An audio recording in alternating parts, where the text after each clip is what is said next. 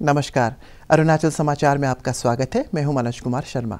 आइए बुलेटिन में सबसे पहले देखते हैं मुख्य समाचार। अरुणाचल प्रदेश के नए पुलिस महानिदेशक सतीश गोलछा ने राजभवन में राज्यपाल डॉक्टर मीरी मिश्रा से की मुलाकात। राज्य में कानून व्यवस्था की स्थिति एवं पुलिस कर्मियों के प्रशिक्षण और मनोबल के बारे में हुई चर्चा। राज्यपाल ने कहा, जनता का विश्वास जीते पुलिस बल।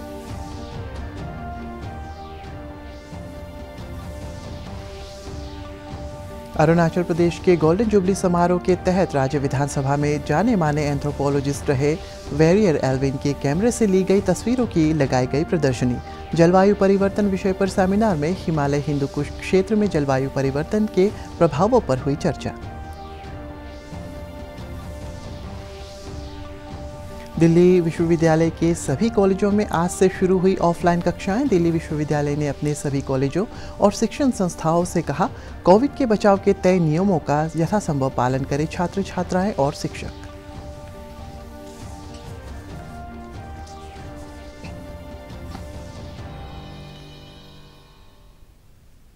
अरुणाचल प्रदेश के नए पुलिस महानिदेशक सतीश गोलछा ने आज राजभवन में राज्यपाल डॉक्टर बीडी मिश्रा से मुलाकात की और राज्य में कानून व्यवस्था की स्थिति एवं पुलिस कर्मियों के प्रशिक्षण और मनोबल के बारे में चर्चा की। राज्यपाल ने इस बात पर जोर दिया कि पुलिस को संवेदनशील, तुरंत कदम उठाने वाला और जनता को समर्पित होना चाहिए और उसे जनता का विश्वास जीतना चाहिए। डॉक्टर मिश्रा ने उभरती सुरक्षा चुनौतियों के मुकाबले के लिए हर तरह से पुलिस बलों को मजबूत करने के सुझाव दिए। उन्होंने कहा है कि पुलिस में भर्ती मेरिट के आधार पर होनी चाहिए। पुलिसकर्मियों को विशेष प्रशिक्षण दिया जाना चाहिए और उन्हें सभी जरूरी आधुनिक उपकरण उपलब्ध कराए जाने चाहिए। राज्यपाल ने डीजीपी को सलाह दी कि पुलिस बल को सेना की यूनिट से बेहतर तालमेल बनाकर रखना चाहिए। अरुणाचल प्रदेश के नामकरण के 50 वर्ष पूरे होने और आगामी 20 फरवरी को राज्य के स्थापना दिवस समारोह को लेकर राज्य सरकार द्वारा विभिन्न कार्यक्रम आयोजित किए जा रहे हैं। इसी के तहत आज राज्य विधानसभा में एक फोटो प्रदर्शनी का शुभारंभ किया गया, जिसका उद्घाटन उप मुख्यमंत्री चाउना मेन ने किया। इस प्रदर्शनी में जाने माने एंथ्रोपोलॉजिस्ट रहे वेरियर एल्विन के कैमरे से ली गई तस्वीरों को दर्शाया गया। अरुणाचल के गोल्डन जुबली समारोह के तहत आयोजित की गई ये प्रदर्शनी 19 फरवरी तक चलेगी। अरुणाचल प्रदेश के गोल्डन जुबली समारोह के तहत आज राज्य विधानसभा में climate change and sustainable future विषय पर एक सेमिनार का आयोजन किया गया। इस सेमिनार में विधानसभा अध्यक्ष पासांग दोरजी सोना, उप मुख्यमंत्री चाउना मेन, कांग्रेस विधायक निनोंग इरिंग, राज्य सूचना आयुक्त गुमजुम हैदर, जलवायु परिवर्तन विशेषज्ञ ध्रुपद चौधरी, पर्यावरण वैज्ञानिक डॉक्टर पार्थ ज्योति दास और भारतीय वन सेवा के अधिकारी राजेश एस सहित कई गणमान्य लोगों ने हिस्सा लिया। वक्ताओं ने हिंदू कुश हिमालय क्षेत्र में जलवायु परिवर्तन के प्रभावों पर चर्चा की और नई पीढ़ी को जलवायु परिवर्तन के खतरों से आगाह किया।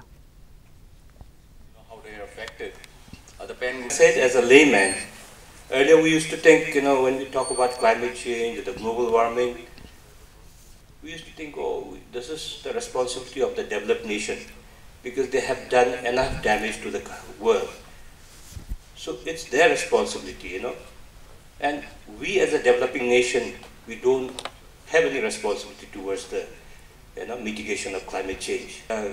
Greenhouse gas emissions, we are bred, we know what it is, but we never thought that it could be so detrimental, it could be so horrendous for our people.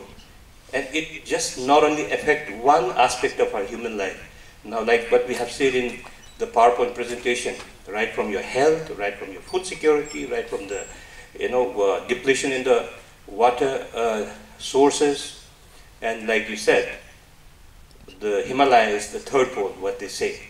So we need to protect it, and like I said, when we thought like it was just the responsibility of the developed country, now we understand that we all need to collectively get together and fight this menace, or else we are too late and we're going to face the music very soon. We all are aware of the effect created by global warming on nature and climate, which are caused by activities of human civilization for want of development, which are having a negative impact on environment, posing a serious threat to the very existence of almost every living creature. There has already been increase in sea level in the last 2 decades. Tropical cyclones. Arunachal Pradesh के golden jubilee समारोह के तहत आगामी शनिवार को Dorjee Khandu convention hall Itanagar में शाम 5 बजे अरुणाचल एक सफरनामा शीर्षक से नाटक का मंचन किया जाएगा। अरुणाचल प्रदेश सरकार और नई दिल्ली स्थित नेशनल स्कूल ऑफ ड्रामा द्वारा प्रस्तुत की जा रहे इस नाटक का निर्देशन अरुणाचल के निवासी और नेशनल स्कूल ऑफ ड्रामा के असिस्टेंट प्रोफेसर रिकेन गोमले कर रहे हैं। इस नाटक में अरुणाचल प्रदेश के अब तक के इतिहास और राज्य के विकास की यात्रा को दर्शाया गया है। इस नाटक के बारे में श्री गोमले ने आज एक संवाददाता सम्मेलन में विशेष जानकारी दी। 19 तारीख को 5 बजे हमारा नाटक का नाम है अरुणाचल एक सफ़रनामा। वो हम कर रहे हैं डीके कन्वेंशन हॉल में। तो उसके विषय में हम लोग यहाँ आए हैं बताने के लिए आप लोगों को। मैं नाटक करना है सेलिब्रेशन का। नाटक ऐसा होगा कि अरुणाचल जो है 72 से पहले कैसा था, कैसे हमारा जर्नी शुरू हुआ और 72 के बाद जो हम ये यूनियन टेरिटरी बने, नेमिंग हुआ, स्टेट हुआ और आज तक का हमें एक जर्नी दिखाना था, एक सेलिब्रेशन पेश करना था। तो उसी को हमने इस नाटक में डालने की कोशिश की। और नाटक डिवाइस मतलब क्योंकि हमारे पास तो कोई स्क्रिप्ट नहीं है, कोई स्क्रिप्ट नहीं था, इसलिए ताबियो जी को मैंने जोड़ा और हम लोगों ने जो अलग अलग जगह से एक्टर्स लिए यहाँ के। और स्पेशल बात ये है कि एक्टर्स जो है सब अरुणाचल के ही हैं, एस्टेब्लिश एक्टर है, कुछ लोग न्यू कमर्स हैं। उन लोगों को लेकर हम लोगों ने ये नाटक 30 दिन, लगभग 30 दिन का हमारा रिहर्सल हुआ और परसों हम लोग इसका शो करेंगे। जैसे कि हम लोग जो है मुख्यमंत्री पेमा खांडू ने बुधवार को लोंगडिंग जिले में भारतीय जनता पार्टी के नए ऑफिस भवन का उद्घाटन किया और भाजपा कार्यकर्ताओं को संबोधित करते हुए उन्हें पार्टी की मजबूती के लिए हर संभव प्रयास करने के लिए प्रेरित किया। इस अवसर पर प्रदेश भाजपा अध्यक्ष वीराम वाघे, लोकसभा सांसद तापिर गाव सहित कई अन्य भाजपा नेता मौजूद थे। इसके अलावा मुख्यमंत्री ने लोंगडिंग के गवर्नमेंट हायर सेकेंडरी स्कूल के लिए एक नवनिर्मित ऑडिटोरियम स्कूली बच्चों को समर्पित किया। इस अवसर पर मुख्यमंत्री श्री खांडू और उप मुख्यमंत्री चाउना मेन ने शिक्षकों और छात्रों से संवाद भी किया। लोकसभा अध्यक्ष ओम बिरला ने संसद और विधानसभाओं की कार्यवाही में व्यवधान डाले जाने और सदन की गरिमा का ध्यान नहीं रखे जाने की घटनाओं पर गहरी चिंता व्यक्त की है। आज बिहार विधानसभा में विधायकों के ज्ञानवर्धन कार्यक्रम का उद्घाटन करने के अवसर पर उन्होंने कहा है कि संसद और विधानसभाओं का इस्तेमाल जन कल्याण से जुड़ी योजनाओं और नीतियों पर सार्थक चर्चा के लिए होना चाहिए।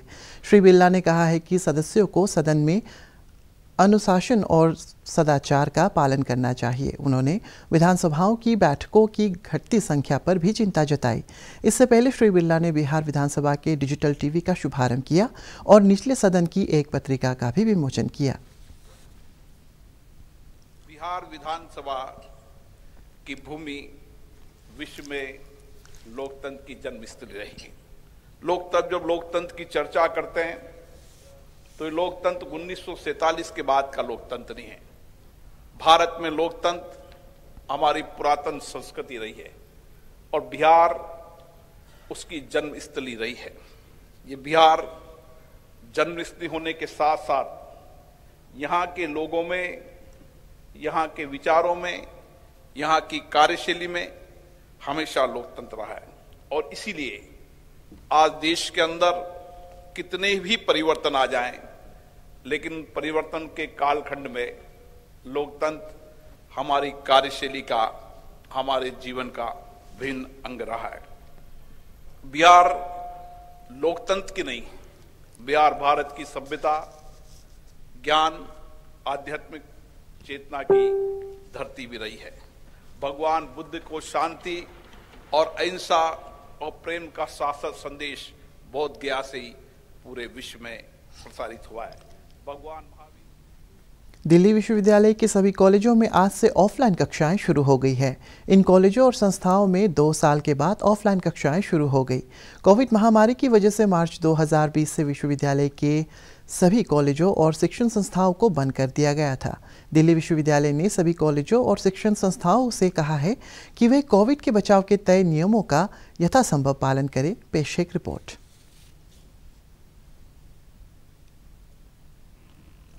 का कि क्लास में कब बैठेंगे, कॉलेज कब जाएंगे, कब पढ़ेंगे। और अब अच्छा लग रहा है तो कॉलेज खुला है तो अब सारा कॉलेज देखेंगे, कैंपस एक्सप्लोर करेंगे, कॉलेज लाइफ जो बहुत इंपॉर्टेंट होती है उसको जिएंगे। हाँ, बेटर तो ऑफलाइन ही रहता है जैसे, पर ऑनलाइन भी ठीक था क्योंकि पढ़ाई तो आ जाती थी, पर इतना अच्छा नहीं होता था जितना ऑफलाइन है ना, उतना अच्छा होता नहीं था। और देखा जाए तो ऑफलाइन ज़्यादा बढ़िया है क्योंकि इसमें टीचर आगे रहते हैं तो उससे समझ में भी ज़्यादा आता है।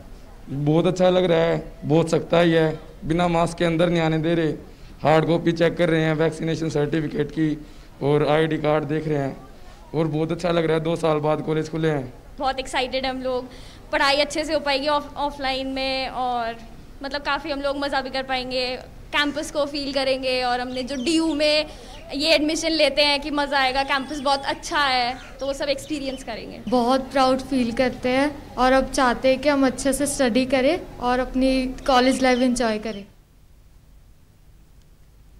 लोअर दिबांग वैली जिले उपायुक्त सौम्या सौरभ ने बुधवार को दाम्बुक स्थित गवर्नमेंट हायर सेकेंडरी स्कूल और कम्युनिटी हेल्थ सेंटर का निरीक्षण किया। स्कूल में जिला उपायुक्त ने छात्रों एवं शिक्षकों से संवाद किया। उन्होंने छात्रों से अनुरोध किया कि वे आगामी बोर्ड परीक्षाओं के लिए अच्छी तैयारी करें और स्मार्ट स्टडी पर फोकस करें। जिला उपायुक्त ने DDSE को जिले में प्री बोर्ड परीक्षा कराने के निर्देश दिए।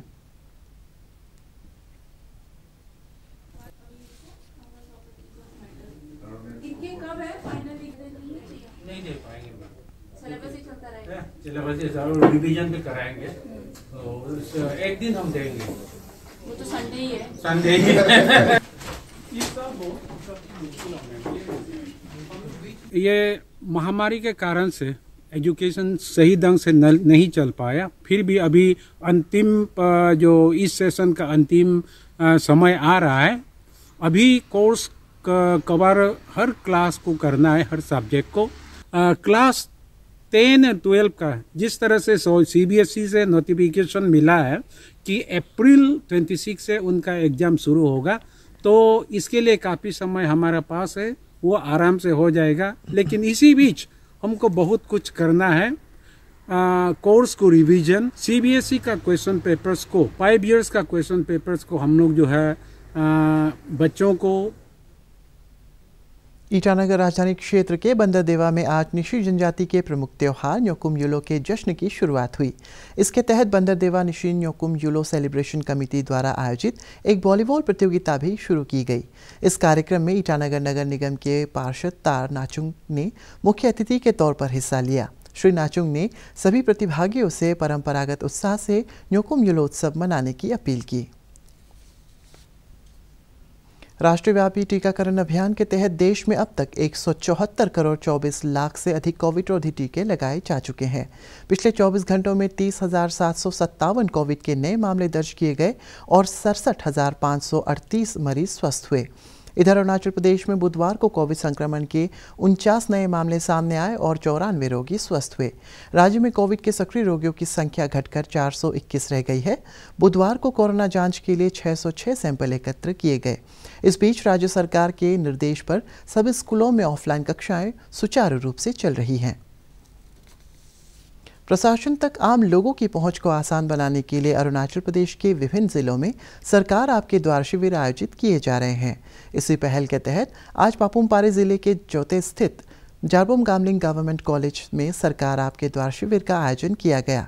इस शिविर में जोते क्षेत्र के तहत आने वाले विभिन्न गांवों के लोगों ने बड़ी संख्या में हिस्सा लिया और 15 से भी अधिक सरकारी विभागों द्वारा प्रदान की जा रही सेवाओं का लाभ लिया। भारत का शानदार स्वाधीनता संघर्ष आधुनिक विश्व के महानतम संघर्षों में से एक है। दूरदर्शन समाचार द्वारा प्रसारित किए जा रहे आज़ादी का सफ़र में आज हम बात करेंगे नागा आध्यात्मिक और स्वतंत्रता सेनानी रानी गैरिन ल्यू के बारे में।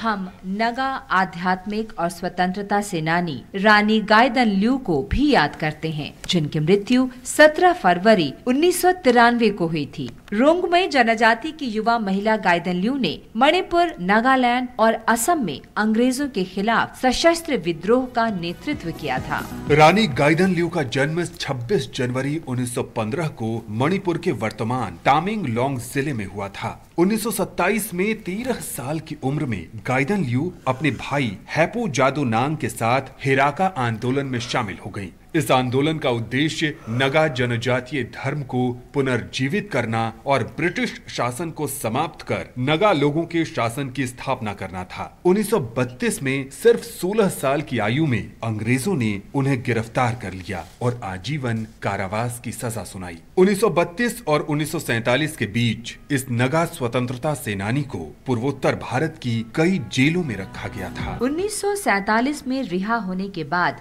गायदन ल्यू ने समुदाय की भलाई के लिए काम करना जारी रखा। जवाहरलाल नेहरू ने उन्हें पहाड़ियों की बेटी के रूप में वर्णित किया और उनके साहस के लिए उन्हें रानी की उपाधि दी। 1982 में उन्हें पद्म भूषण से भी नवाजा गया। हम महान स्वतंत्रता सेनानी को सलाम करते हैं।